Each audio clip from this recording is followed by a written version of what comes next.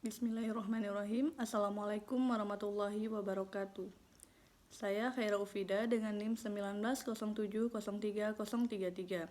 Di sini saya akan menjawab beberapa soal untuk memenuhi tugas UTS pada mata kuliah Oseanografi dengan dosen pengampu Bapak Ilham Zulfahmi MSI.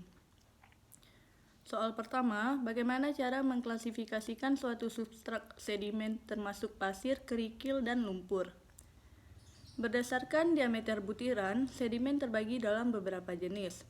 Batuan dengan diameter butiran lebih besar dari 256 mm, kerikil diameter 2-256 mm, pasir sangat kasar diameter 1-2 mm, pasir kasar 0,5-1 mm, pasir halus diameter 0,125 sampai 0,5 mm, pasir sangat halus diameter 0,0625 sampai 0,125 mm, lumpur diameter 0,002 sampai 0,0625 mm, dan bahan-bahan terlarut diameter lebih kecil dari 0,005.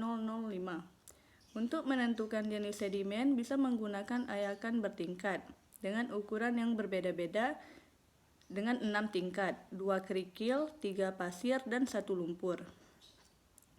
Jika arus laut kencang, maka lebih berpasir, sedangkan arus laut lambat lebih berlumpur. Soal kedua, sebutkan tata cara menganalisis morfometrik ikan. Dilakukan dengan cara meletakkan ikan uji pada posisi.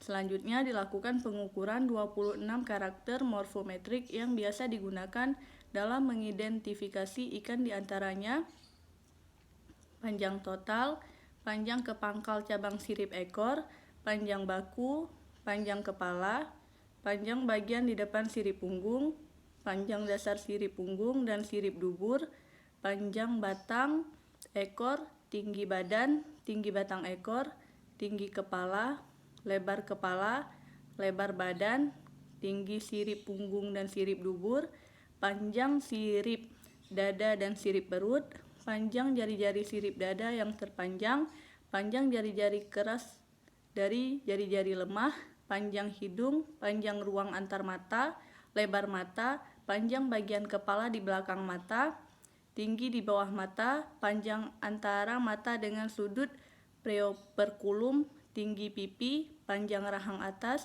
panjang rahang bawah, dan lebar bukaan mulut. Soal ketiga, faktor apa saja yang mempengaruhi pola pertumbuhan dan faktor kondisi ikan? Apakah faktor kondisi ikan bisa berubah? Pola pertumbuhan pada ikan terbagi dua macam, yaitu pertumbuhan isometrik, yaitu bertambahnya panjang dan berat ikan, dan perubahan yang terjadi secara terus-menerus. Kemudian pertumbuhan kedua, pertumbuhan alometrik, yaitu yang menunjukkan ikan gemuk di mana bertambahnya berat lebih cepat dari bertambahnya panjang dan bersifat sementara. Misalnya karena terjadi perubahan yang berhubungan dengan kematangan gonad. Nilai faktor kondisi merupakan suatu instrumen yang efisien dalam menunjukkan perubahan kondisi ikan sepanjang tahun. Faktor kondisi adalah suatu angka yang menunjukkan kegemukan yang terjadi pada ikan dari sudut pandang nasional, nutrisional. Faktor kondisi merupakan akumulasi lemak dari perkembangan gonad. Faktor kondisi secara tidak langsung menunjukkan kondisi fisiologis ikan yang menerima pengaruh dari faktor intrinsik atau perkembangan gonad dan cadangan lemak. Dan faktor ekstrinsik, ketersediaan sumber daya makanan dan tekanan lingkungan. Faktor kondisi ikan di daerah tercemar lebih rendah dibandingkan daerah yang bebas cemaran. Soal keempat, jelaskan tahap-tahap dalam melakukan penelitian ektoparasit. Bagaimana menghitung prevalensi, dominansi, dan predileksi.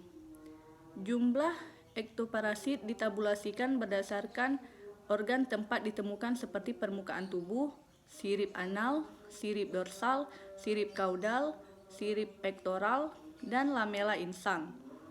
Rumus yang digunakan adalah menggunakan perhitungan prevalensi, intensitas, dan dominansi.